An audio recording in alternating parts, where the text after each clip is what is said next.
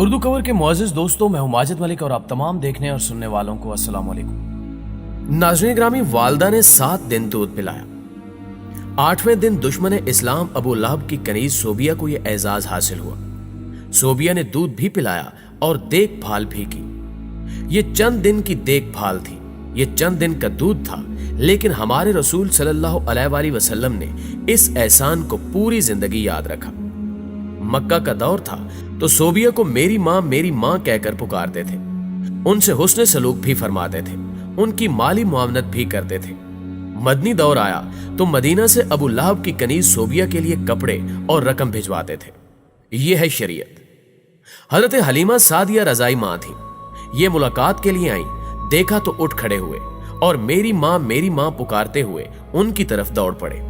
وہ قریب آئیں تو اپنے سر سے چادر اتار کر زمین پر بچھا دی، جسے ہم کائنات کی قیمتی ترین متاع سمجھتے ہیں۔ اپنی رضائی ماں کو اس پر بٹھایا، غور سے ان کی بات سنی اور ان کی تمام حاجتیں پوری فرما دی۔ یہ بھی ذہن میں رہے کہ حضرت حلیمہ سعدیہ نے اسلام قبول نہیں کیا تھا، وہ اپنے پرانے مذہب پر قائم رہی تھی۔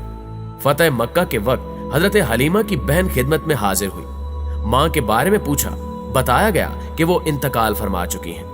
رسول اللہ صلی اللہ علیہ وآلہ وسلم کی آنکھوں میں آنسو آ گئے، روتے جاتے تھے اور حضرت حلیمہ کو یاد کرتے جاتے تھے۔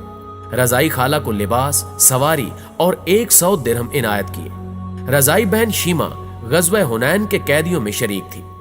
پتہ چلا تو انہیں بلایا، اپنی چادر بچھا کر بٹھایا، اپنے ہاں قیام کی دعوت دی۔ حضرت شیمہ نے اپنے قبیلے میں واپس جانے کی خواہش ظاہر کی۔ رضائی بہن کو غلام، لونڈی اور بکریاں دے کر رخصت کر دیا۔ یہ بعد ازاں اسلام لے آئیں۔ یہ ہے شریعت۔ ناظرین گرامی، جنگ بدر کے قیدیوں میں پڑھے لکھے کفار بھی شامل تھے۔ ان کافروں کو مسلمانوں کو پڑھانے لکھانے اور سکھانے کے عوض رہا کر دیا گیا۔ حضرت زید بن ثابت رضی اللہ تعالی عنہ کو عبرانی سیکھنے کا حکم دیا۔ آپ رضی اللہ تعالی عنہ نے عبرانی زبان سیکھی اور یہ اس زبان میں یہودیوں سے خط و کتابت کرتے رہے۔ کافروں کا ایک شاعر تھا سہیل بن عمرو، یہ رسول اللہ صلی اللہ علیہ وآلہ وسلم کے خلاف اشتعال انگیز تقریریں بھی کرتا تھا اور توہین آمیز شعر بھی کہتا تھا۔ یہ جنگ بدر میں گرفتار ہوا۔ سہیل بن عمرو کو بارگاہ رسالت میں پیش کیا گیا۔ حضرت عمر رضی اللہ تعالی عنہ نے تجویز دی کہ میں اس کے نچلے 2 دانت نکال دیتا ہوں، یہ اس کے بعد شعر نہیں پڑھ سکے گا۔ تڑپ کر فرمایا کہ میں اگر اس کے اعضاء بگاڑوں گا تو اللہ میرے اعضاء بگاڑ دے گا۔ سہیل بن عمرو نے نرمی کا دریا بہتے دیکھا تو عرض کیا، مجھے فدیے کے بغیر رہا کر دیا جائے گا۔ اس سے پوچھا گیا کیوں؟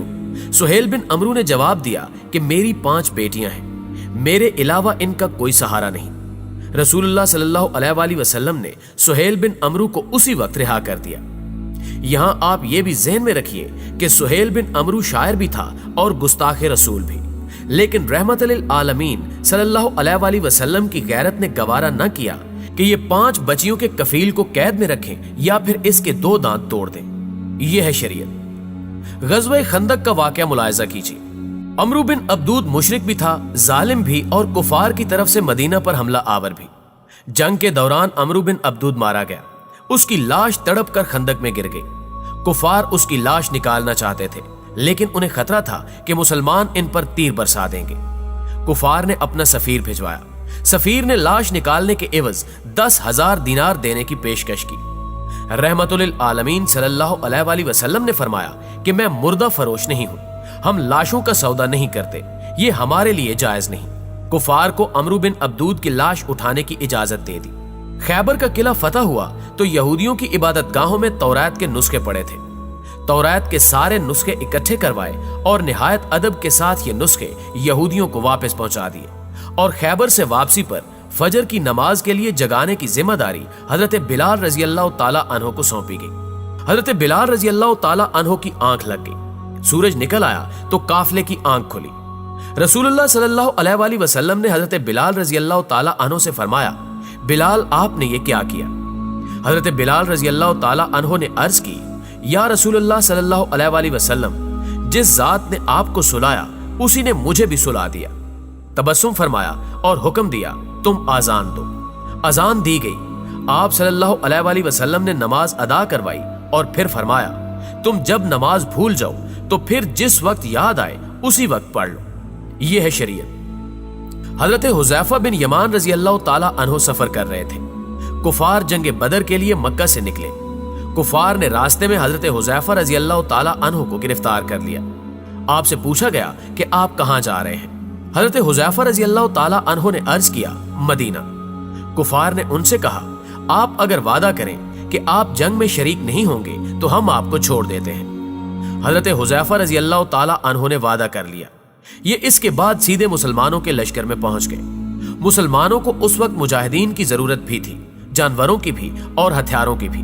लेकिन जब हजरत हुज़ैफा रजी अल्लाह ताला अन्हो के वादे के बारे में इल्म हुआ तो मदीने भिजवा दिया गया और फरमाया कि हम काफरों से मुआहदे पूरे करते हैं और इनके मुकाबले में सिर्फ अल्लाह ताला से मदद चाहते हैं। नाज़रीन ग्रामी, नजरान के ईसाइयों का 14 रुकनी वफ्द मदीना आया। रसूलुल्लाह सल्लल्लाहु अलैहि वसल्लम ने ईसाई पादरियों को ना सिर्फ उनके रिवायती लिबास में कबूल फरमाया बल्कि उन्हें मस्जिद नबवी में भी ठहराया और उन्हें उनके अकीदे के मुताबिक इबादत करने की इजाजत भी थी।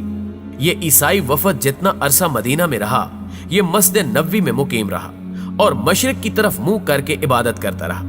एक मुसलमान ने किसी अहले किताब को कत्ल कर दिया।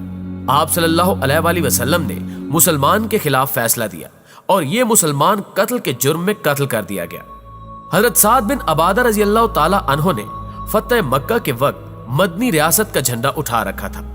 ये मक्का में दाखिल होते वक्त जज्बाती हो गए और इन्होंने हजरत अबू सुफियान से फरमाया, आज लड़ाई का दिन है, आज कुफार से जी भर कर इंतकाम लिया जाएगा। रहमतुल आलमीन सल्लल्लाहु अलैहि वसल्लम ने सुना तो नाराज हो गए। उनके हाथ से झंडा लिया, उनके बेटे कैस रजी अल्लाह ताला अन्हो के सपुर्द किया और फरमाया, नहीं, आज लड़ाई नहीं, रहमत और माफ करने का दिन है। मदीना में थे तो मक्का में कहत पड़ गया। मदीने से रकम जमा की, खुराक और कपड़े इकट्ठे किए और ये सामान मक्का भिजवा दिया और साथ ही अपने इत्तेहादी कबाइल को हिदायत की कि मक्का के लोगों पर बुरा वक्त है, आप लोग इनसे तिजारत खत्म ना करें। मदीने के यहूदी अक्सर मुसलमानों से ये बहस छेड़ देते थे कि नबी अकरम सल्लल्लाहु अलैहि वसल्लम फजीलत में बुलंद है या हजरत मूसा अलैहिस्सलाम। ये मामला जब भी दरबार रिसालत में पेश होता, रसूलुल्लाह सल्लल्लाहु अलैहि वसल्लम मुसलमानों से फरमाते, आप लोग इस बहस से परहेज किया करें। अबू अल आस बिन रबी रहमतुल आलमीन सल्लल्लाहु अलैहि वसल्लम के दामाद थे। रसूलुल्लाह सल्लल्लाहु अलैहि वसल्लम की साहबजादी हजरत ज़ैनब रजी अल्लाह ताला अन्हा इनके अकद में थी। ये काफिर थे। ये तिजारती काफले के साथ शाम से वापस मक्का जा रहे थे।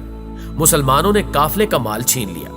ये फरार होकर मदीना आ गए और हजरत ज़ैनब रजी अल्लाह ताला अन्हा के घर में पनाह ले ली। साहबजादी मशवरे के लिए बारगाह रिसालत सल्लल्लाहु अलैहि वसल्लम में पेश हो गई।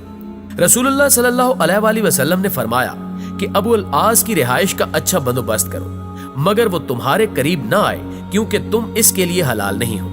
हजरत ज़ैनब रजी अल्लाह ताला अन्हा ने अर्ज किया, अबू अल आस अपना माल वापस लेने आया है। माल छीनने वालों को बुलाया और फरमाया गया कि ये माल गनीमत है और तुम इसके हकदार हो, लेकिन अगर तुम मेहरबानी करके अबू अल आस का माल वापस कर दो तो अल्लाह तुम्हें अजर देगा।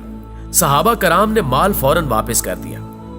नाज़रीन ग्रामी, आप मुलाहिजा कीजिए कि हजरत ज़ैनब रजी अल्लाह ताला अन्हा कबूल इस्लाम की वजह से मुशरिक खाविन के लिए हलाल नहीं थी, लेकिन रसूलुल्लाह सल्लल्लाहु अलैहि वसल्लम ने दामाद को साहबजादी के घर से नहीं निकाला।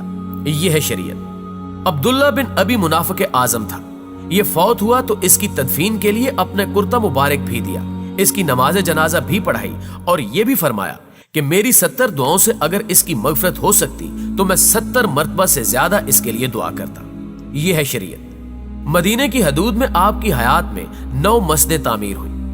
आप सल्लल्लाहु अलैहि वसल्लम ने फरमाया, तुम अगर कहीं मस्जिद देखो या आजान की आवाज सुनो तो वहां किसी शख्स को कत्ल ना करो। यह है शरीयत। एक सहाबी ने अर्ज किया, या रसूलुल्लाह सल्लल्लाहु अलैहि वसल्लम, मुझे कोई नसीहत फरमाए। जवाब दिया, गुस्सा ना करो। वो बार बार पूछता रहा, आप हर बार जवाब देते, गुस्सा ना करो। यह है शरीयत। और अल्लाह ताला ने एक जगह रसूलुल्लाह सल्लल्लाहु अलैहि वसल्लम के बारे में फरमाया, पैगंबर अल्लाह की बड़ी रहमत है, आप लोगों के लिए बड़े नरम मिजाज वाक़े हुए हैं। आप तुनखू और संग दिल होते तो ये सब आपके गिरदो पेश से छट जाते। और यह है शरीयत। लेकिन हम लोग न जाने कौन सी शरीयत तलाश कर रहे हैं, हम किस शरीयत का मुतालबा कर रहे हैं। क्या कोई साहिब इल्म मेरी रहनुमाई कर सकता है? جی تو معزز دوستو، یہ تھی ہماری آج کی ویڈیو۔ امید ہے کہ یہ ویڈیو آپ کو بے حد پسند آئی ہوگی۔ ویڈیو اچھی لگے تو اسے لائک کرتے ہوئے اپنے دیگر دوستوں کے ساتھ بھی شیئر کر دیجیے۔ انشاءاللہ آپ سے ملاقات ہوتی ہے اگلی ویڈیو میں۔ تب تک اپنا اور اپنے پیاروں کا ڈھیر سارا خیال رکھیے۔